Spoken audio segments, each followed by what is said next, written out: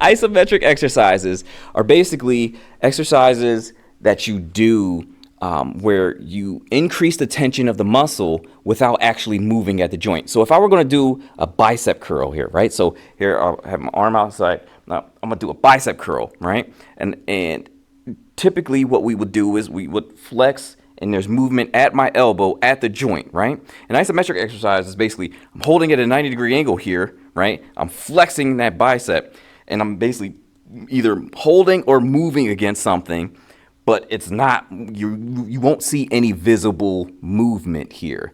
But the bicep is fully contracted, basically, right? So it's one of those things where, so there's three types of movement, I guess, when it comes to this style of training, right? So you have your isometric, which means same metric means length, same length. The muscle maintains the same length, okay? So it doesn't extend or it doesn't lengthen and it doesn't shorten. It's right there, right? Then there's also isotonic or isotonic exercises. Those are the traditional lifting exercises where you're contracting and then you have the eccentric portion of it and you're letting it back down. That basically says that the muscle is maintaining same tonic tension, okay? So isotonic, same tension, right? And then there's isokinetic, right? And that's basically your muscles are moving, and you usually need specialized equipment for this, but your muscles are moving at the same speed. So iso same, kinetic speed, right? And you basically are contracting the muscle same speed throughout, and even releasing it same speed throughout. So the whole movement, both back and forth, is literally at the same speed. So what we're talking about is just that single portion of it, that first part, the isometric, same length, right? Again, you're contracting against, or you're adding tension without moving the joint, okay? So isometric exercises, they've been used for centuries, right? And they were really made popular like maybe like in the 60s, because that was the style of bodybuilding, right? And you know what? Even before the 60s, what am I talking about? It was even before the 60s when they were really using isometrics as well. And I mean, even look, Bruce Lee, he was famous for using. Oh, I mean, he was famous for other things, but he was famous for using isometric exercises, and he would flex, and you would see like every single striation of that dude's body, right? And Bruce Lee was a G. So, that's just, I mean, they've been used forever now, right? So, what are the types of isometric exercises that you can really utilize and use in your own programming and your own workouts, right? So there's there's two versions, right? The first version is yielding isometrics, and those are isometrics like planks, okay, where you're forcing your body to remain stable, right? So and that's really what it is. Like, you're tightening up the muscles, you're not moving at the joints, and you're locking everything in, and you're maintaining that position. So you're forcing your body to maintain a particular position with weight or without weight, whatever it may be. But that's yielding isometric exercises. And then there's overcoming isometric exercises, and that's where you're moving against the immovable object, right? So you're flexing every muscle that you have against this object that is not going to move at all. Therefore, your joints aren't moving at all, right? An example of that would be like an isometric leg press, right? If you can imagine maybe stacking up the weight so much and having the safeties on and you're pressing out, it ain't going anywhere, but you're actually giving the effort into doing that. Or there's specialized equipment for stuff like this too, right? There's the ISOFIT, right? And that's a platform with a bar basically attached to it, and you do a whole bunch of overcoming isometric exercises with it, right? So those are the two main types. And then there's some, there's this, I guess it's not like a third category or whatever, but it's a way to mix both of those up, where you start off with a traditional lift of sorts, and you move into holding your position, which will be yielding, but then trying to move against the immovable object, which would be overcoming. So it's like, for instance, we could just, let's go back to the leg press, right? So we talk about the leg press, and what we have is, let me say, like you have, well, what we have here is we have actual chains on a portion of the leg press so that it gives you a little bit of room to actually press out and press the weight out, but then it comes before you fully lock out, there's a stopping point, and then you're pressing against that for a certain amount of time, right? That is a perfect mix of the two, right? Or you could have a bench press. I wouldn't advise this without any safeties or without additional spotters or whatever, but you could do a barbell bench press in which you only do half of the bench press from your chest up, right? So you start off at very close to your chest and you press up, and maybe you get halfway and you're pressing against safeties, right? And that would be, yielding and overcoming basically, while doing a traditional isotonic rep, which is a different experience, right? But those are the different ways or the different kinds of isometric exercises and how they kind of break out into those categories, okay? So the next question is then, why do them, right? So one big reason is it increases strength. It increases the strength gains by a lot, right? But as with anything, it lasts for a certain amount of time, and then you're going to have to change it up. But for the time that you're doing it, it definitely increases your strength. It helps stabilize.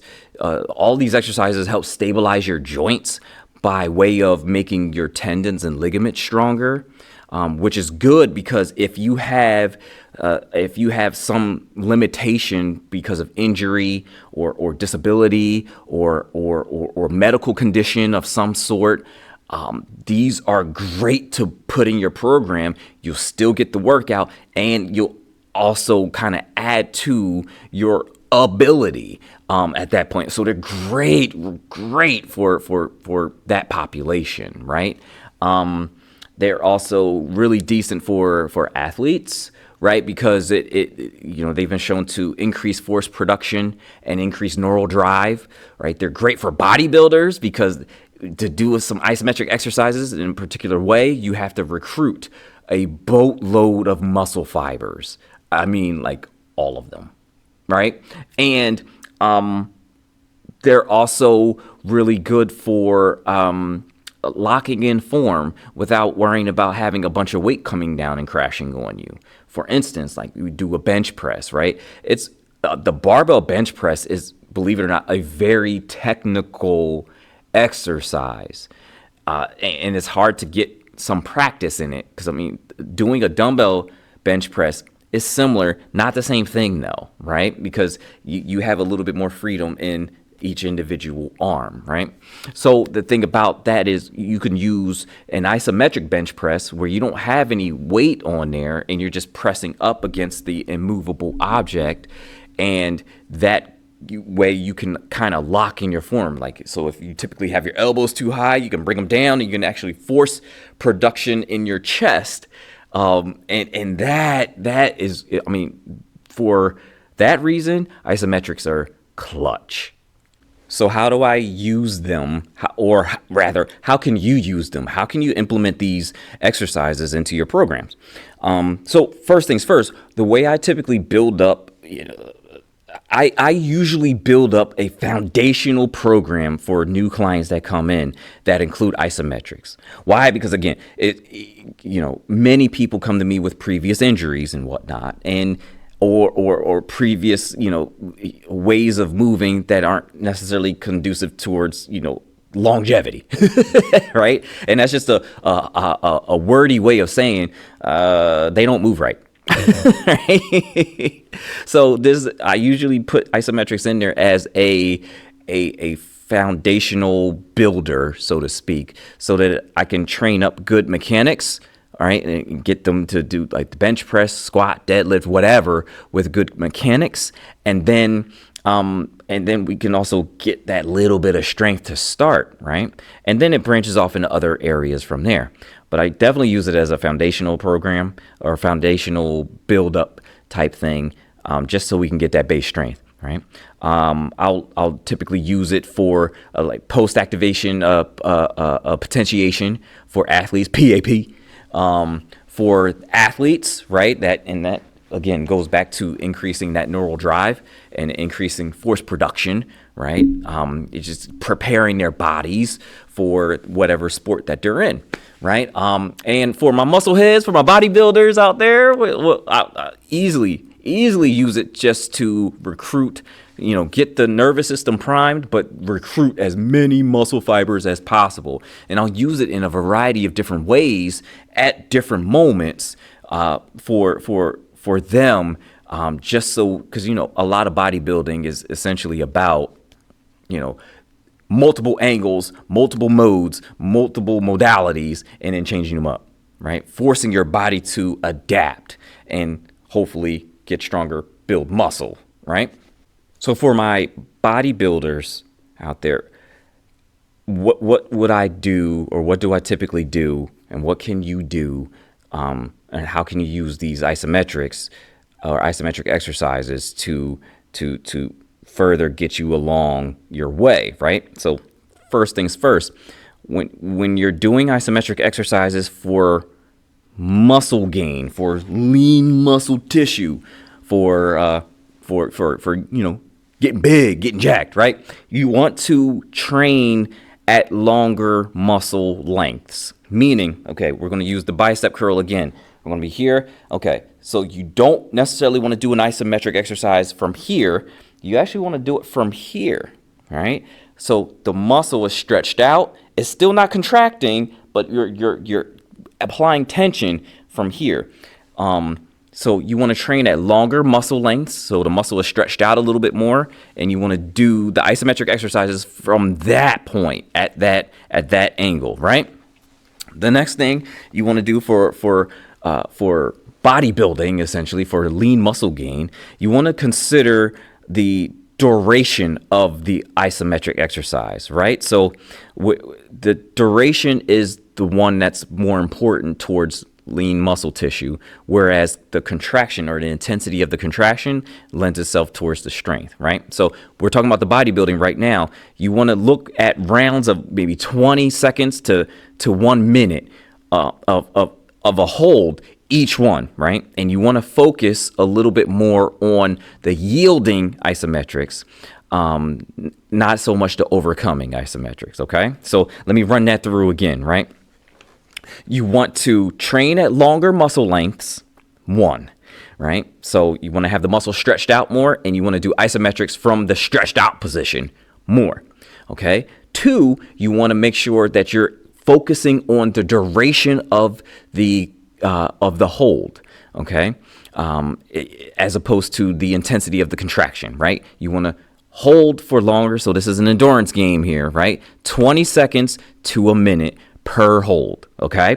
Then what you want to do after that, or the next thing that you want to be concerned about, is making sure you're doing yielding isometrics as opposed to overcoming isometrics, right? The yielding, remember, is forcing your body to maintain a certain position.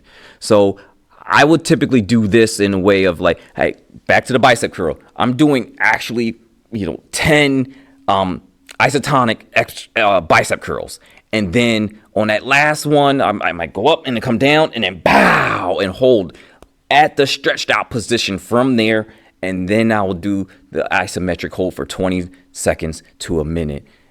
And that, first of all, that's a quick way to get a really nasty pump, right? And that's kind of what we're going after. And not the only thing we're going after, but it's one of the things that we're going after when it comes down to bodybuilding, or, just building this lean muscle tissue up, right?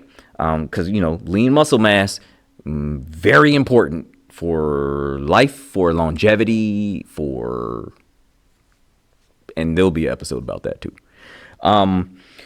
So that's what you want to consider, right? And sometimes you can even flip it, right? So there's other times where you could say, I'm gonna start off with an overcoming isometric exercise and do it for time still, right? So we're looking at the endurance. The duration is what's most important here. But instead, I'll do overcoming. Let's just say we'll do overcoming bench press overcoming bench press, overcoming isometric bench press, and you're pressing 20 seconds. And then you get off of that and you go right into dumbbell bench press for a set of 10. That's another way. So you could do either way, right? You could do your regular set, and then at the end of that regular set, 20 seconds to a minute hold. Or you could start off with a 20-second to a minute hold and then go into just a plain regular set. There are a number of ways you could do it. Also, another thing to consider, if you're really, really focused on muscle gain, flex in between sets. I know it sounds crazy, and I know it's probably pretty annoying too, where you see people just in there, I'm gonna take my shirt off and I'm gonna flex in the mirror. And I'm sorry to say, there's actually some benefit to that.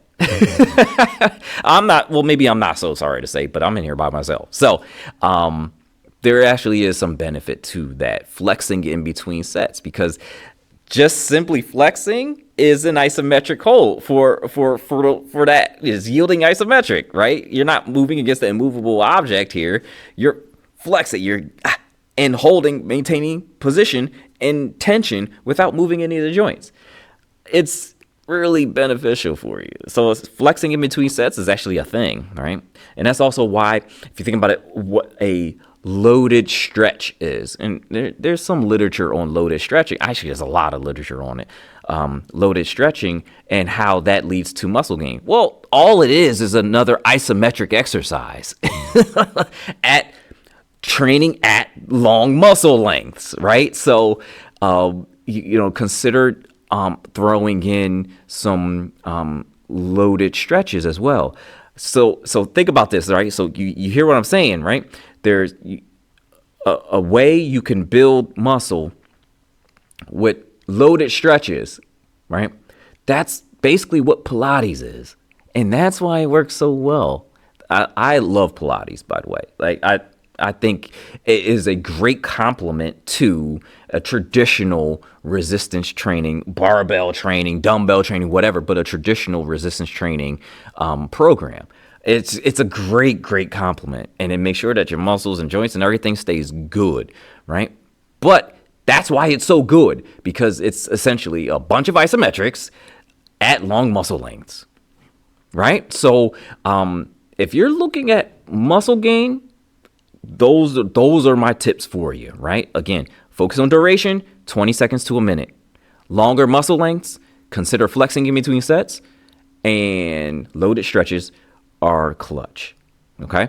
Now, for if you wanted to, for my strength people, my power lifters out here, right? If you wanted to use isometrics for strength gain, right? This one's kind of the easy one, right? You want to focus on overcoming isometrics, right? That's going to be your best friend here, right? Pushing or pulling or moving against the immovable object, right? And your focus here, you want it to be the intensity of the contraction.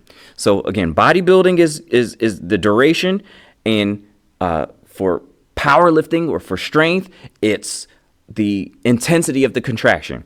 And you're only going to be able to hold that intense contraction for a short amount of time. So you're only looking at 5 to 10 seconds per, hold. Okay. And you want to take that's max force, max effort, pushing, pulling, what have you. Okay. 5 to 10 seconds. Right. And you want to do this at multiple angles as well. Right. So whereas bodybuilding is typically longer muscle lengths, for strength gain, you actually want to do it at multiple angles. So you want lengthened, a little bit shorter, a little bit shorter, a little bit shorter, fully contract. Like, just if I were using the bicep curl as my example, it seems to be the example of the episode anyway, right? So you want to have train the overcoming isometrics at almost fully stretched out. You want to bring it in a little bit, multiple angles, because the results or the effects are somewhat localized. Okay. So meaning if you do, like, let's say you bend your arm at a 90-degree angle and you do a bicep curl, overcoming isometric hold, right? And you're trying to flex into it, like max force into it. That's only really going to get you stronger at that point. So then you got to stretch it out a little bit, and then it's going to get you stronger at that point, at that angle, and then stretch it out a little bit more, and it's going to get you stronger there. So if you want total strength throughout the entire movement, you have to do that motion or that isometric exercise at different lengths, okay? Or at different angles, sorry. So that one's pretty much an easy one. That's really what it comes down to, right? And the background behind that is it basically activates your nervous system to pull. So this is how you basically get stronger without adding any muscle, right? Doing isometrics in that way gets you stronger faster without adding actual lean tissue, right? So there's a reason people would want to do that. So, because I mean, some people are like huge, you're jacked already, and it was like, I don't want any more muscle, right? But I want to get stronger, right? That's the way you do it, right? Especially like if you're talking about like a power lifter, they have to, if they get to a certain weight, then they're in a different class, right? So they want to stay where their weight is, but they want to get stronger. So basically, they got to get stronger without adding muscle, right? And then there's practical uses for that as well, right? So that's what it is for strength. Now for my athletes here, the way you would train isometrics is kind of an offshoot of the strength version of it, right? So, but you want to kind of change the way the strength isometrics go. So essentially is this, right? You want to go for a more of a like ballistic approach, right? So it's like a rapid fire type idea here. So you're only looking for 3 to 5 seconds per round, right? But you want to get to peak contraction as quickly as possible, right? So it's like, bang, right there, you're in it, full contraction. Like it's almost like a shot goes off, pow, right? You're right in there, right? And you want to get to that point where you want to do multiple 3 to 5 second rounds in a row. Again, getting to peak contraction as quickly as possible. Okay. Here, you want to focus on, again, so the quality, not the quality, we're not worried about the duration, but we're worried about the intensity of the contraction. Max contraction here as well, right? What you also want to do, you actually want to train at longer muscle lengths here, because that promotes tendon stiffness, which is really good, right? It's part of the injury prevention thing for athletes. So let me go over this really quick, right? You still want to be focused on the intensity of the contraction, but you want to get to max contraction as quickly as possible. You're only doing this for rounds of 3 to 5 seconds, and you want to train at longer muscle lengths because that helps your tendons out, promotes tendon stiffness, and ultimately improves your movement for whatever sport you're playing, right? This is mainly about force production, right? So power is basically just the amount of like heavy weight moving it fast, right? So using it that way, and again, another way for athletes is post-activation potentiation. And that's where you can use different types of isometric exercises. But it seems like typically overcoming isometrics work best here for athletes, right? So you can use it as PAP in the front end, or you could use it as the bulk of the actual workout with the 3 to 5 second holds, bang, bang, bang, getting to peak contraction as quickly as possible. Okay, so that's the whole breakdown. That's the whole breakdown for your style of training, whatever it may be. But those are the isometric exercises. Those are the categories. That's how it breaks down. See if you can implement it into your programming. There's nothing but a benefit there, right? Sometimes it gets a little tricky in trying to, apply them in different ways, especially when it comes to weightlifting. But it's fully possible, right? So try those out. See how they work for you. Let me know, okay? But that's our isometric portion. That was our main topic for this episode. Now let's get on to some randomness.